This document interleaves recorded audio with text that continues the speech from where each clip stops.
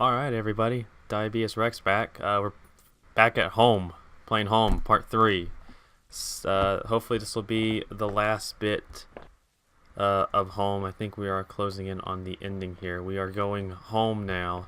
Yeah, we found out some interesting things that our girl might just be cheating on us. She'd be cheating on our back behind her with, oh, it was locked. This wasn't the right gate. Oh, okay. I can't remember the dude's name that she might be cheating on me with. The gate was locked tight. This wasn't my house. Okay, where's your house, bro? Literally. There we go. Found your house. Is this your house? Because we're gonna confront our girl Rachel. Really? Well, this wasn't your house. What was this? The neighborhood's local post box. The letter was sticking out as if someone hadn't pushed it in all the way. I knew it wasn't right, but did I look at the letter? Yes. The envelope was addressed to Norman. There was no return address, but the handwriting looked familiar. I took a deep breath and tore open the package. Norman, I'm sending this to you in a letter because I'm afraid to tell you this in person. What we did, well, it was wrong. My husband isn't an easy man to be with, but he is my husband and your friend.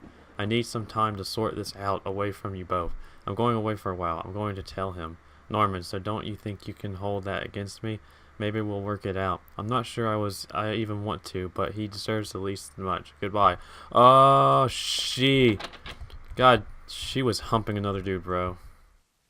She was on top of Norman, just riding that. Apparently you're not the best husband in the world. Oh, in this cause, I had entered our backyard. The rain gave me a terrible sense of foreboding, and it chilled me through my clothes. I was expectant, but also afraid. Yeah, your wife be cheating. You went on a murder spree because you found your wife cheating with Norman. How dare Norman do that to you, bro?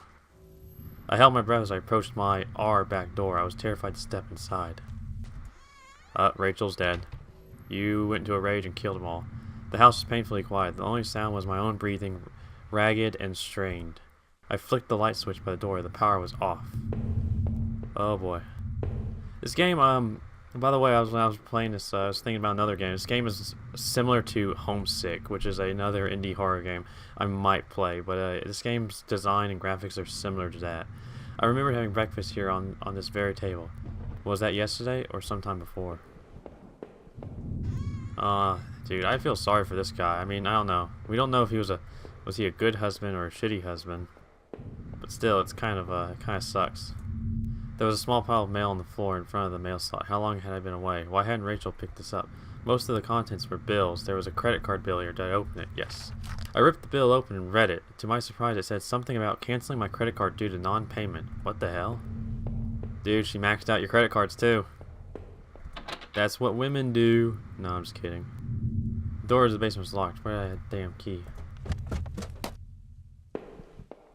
God, you got a big house, man. How many floors is this? I had found the last missing piece from my wallet. The old photo of Rachel and I stared back at me, reminding me of better times. It didn't make me feel terribly comfortable. Did I keep it? Yeah, let's go ahead. I replaced the photo in my wallet, feeling like I had got part of my life back. Still, the image made me uneasy.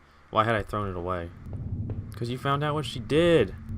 Her television. I had purchased it before I knew I was going to lose my job. I felt pretty guilty about it afterward, but by then it was too late. Oh, that's why she did it, bro. You lost your job, you didn't make no money. You gotta have money to keep them women around. Door stuck shut. There was an old-fashioned keyhole underneath the handle. Yeah, you gotta have money, bro. You don't have money, they ain't gonna stick around. I'm sorry. That's not true. God, I'm gonna have a lot of women hating me soon. The books there were half mine, half Rachel's. Hey now I looked at them more closely. It looked like the man in that house had some of the same books I did. My wife's, Rachel's suitcase was sitting on the bed. It was closed, but I had a feeling that what was in it. Inside Rachel's suitcase were a few days' worth of clothes, some personal effects, and a train ticket. As I stared at the ticket, I could feel myself flush with anger and resentment. The date and time matched the receipt I had found. Oh, we're coming on. We're coming into it, guys. We're getting close. Our hallway mirror had been smashed into pieces, scattered around the floor.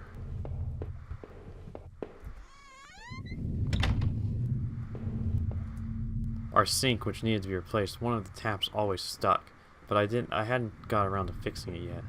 Dude, okay, now you're just sounding like more and more of a shitty person. We were lucky enough to get a house with one of those wonderful old claw-footed bathtubs. I can't talk today. It's too early in the morning, guys. I've been playing the new Warcraft expansion, and yeah. So there's where my life goes.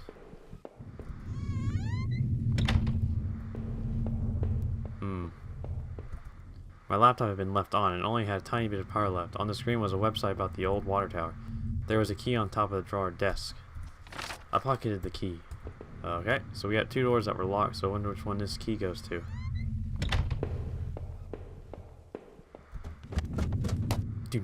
Back down the stairs. Door was alright, it's not that one, so it's gotta be the key to the basement. I unlocked the basement door. Oh, that was... Where's my wife's dead body at? The garbage bags were stuffed with old paint cans and supplies. There was a dirty old key here. I tell you, that's probably the other key. I took the small key and tried to remember what it unlocked. It's probably that other door, bro. There were old clothes, tools, and other things we obviously hadn't thrown out yet. I had put up this divider wall last summer so we could create a separate room in the basement. I hadn't finished it yet, so the door was stuck, and the drywall was poorly installed. I might have been able to break through it if I found something heavy enough. Oh, what about those boxes right there? There are old Christmas decorations in the box. Oh, okay. Yeah, it's almost Christmas time. Surprising, isn't it? A few weeks ago was Halloween. The grimy key I found in the basement unlocked the door. It looked like the room had been tossed around. The furniture was a mess. Did somebody break in here? There was an old crowbar on the floor. Did I take it? Yes, because we gotta break that wall in the basement. I lifted the heavy crowbar. I appreciated its weight. Oh, your wife's body is hidden behind that drywall, man. You got some serious split personality disorder going on. I don't know why you had to kill so many other people. I mean, if you're just kill your wife and Norman. Why do you have to kill everybody else? Did I break through the wall with the crowbar? With a heave, I swung the crowbar at the wall. I smashed a hole large enough to step through.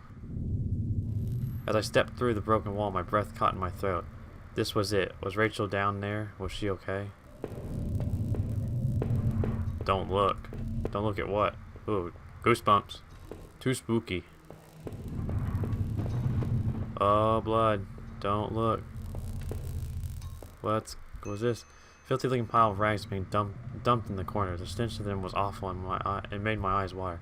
I was terrified to even touch the pile to see what lay within it, but I knew I had to. I had come this far. After all this searching, after all I had seen, when I looked through within the rags, did I finally find my Rachel? Yes. What's going on? What is this? Oh no, my hands trembled as I pulled back the layers of cloth. There at the center, under all the dirt and mess, was my beloved, my Rachel. Her arms were bruised all over and slashed repeatedly. Her clothes were ripped and torn, and even though all that sickening blood, it was obvious she had been stabbed to death. The knife I had carried all this way suddenly seemed like a poison. What had happened, Rachel? Who did this to you? I thought about all I had seen, and wondered if any of it could help me figure out who had done this. And when I couldn't stay there any longer, I stepped away on shaky legs and made my way upstairs. Reluctantly exhausted from my journey, I could no longer resist the urge to close my eyes. Oh. Uh-oh. What was this? Maybe I would use some of Rachel's travel books and find some place to go.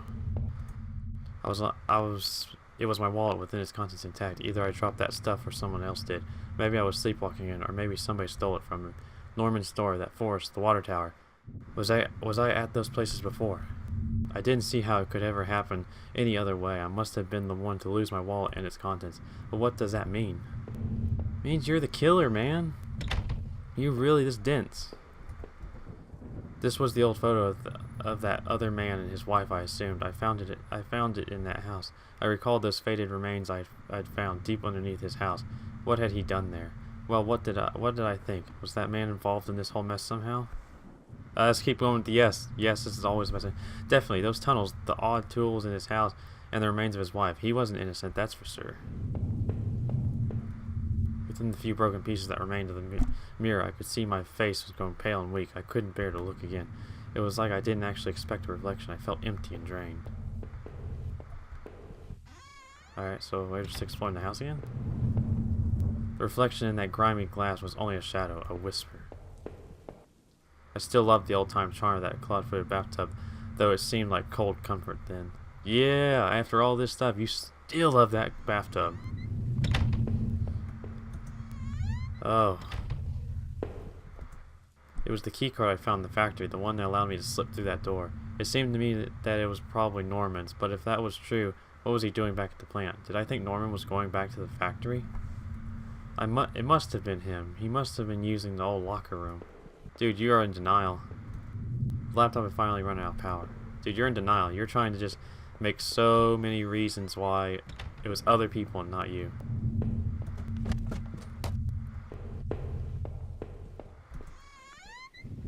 Seems to be everything that we collected. It was the letter I had taken from the post box. Rachel, were you really having an affair with Norman? But why? I didn't think things were that bad. In the letter, Rachel seemed concerned. She almost seemed worried of what Norman might do. Did he? Did he do that to Rachel? I was sure of it. She wanted to end their affair, and that bastard, he killed her. A lot of it made sense. Norman was clearly seeing Rachel a lot, so he had plenty of time to plan it out. He knew where we lived, obviously. Is that why Rachel looked so scared when I came home that day? What had happened to me? Did Norman knock me out or something? Bro, she's scared of you. From now on, I have no one to get angry with. Stupid things like buying this TV.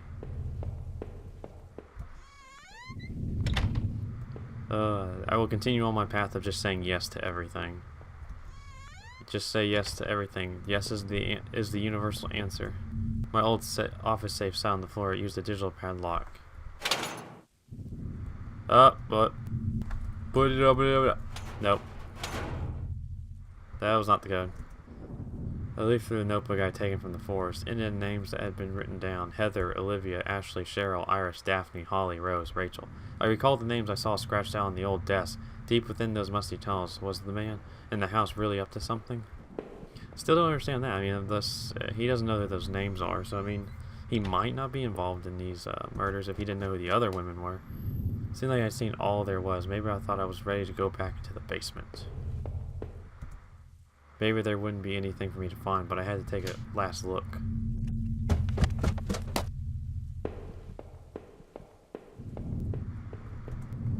If I was guilty, I could take this to a warm, safe place and do something about it. Did I pick up the knife? I took the knife and kept it firmly in my hand. Now that I stood there, I realized I couldn't go back into that room again. I'd already seen too much. Nah, broke. Alright, fine, we'll just take the knife. Don't know if it was wise to pick up the knife since it's probably the murder weapon.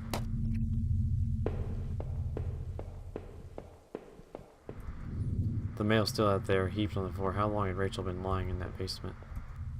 I knew I needed to escape the nightmare, but what about the knife I still carried? I wondered even if I left, would it really be over? So I did leave the house forever. Yes, go, bro. Get out of there.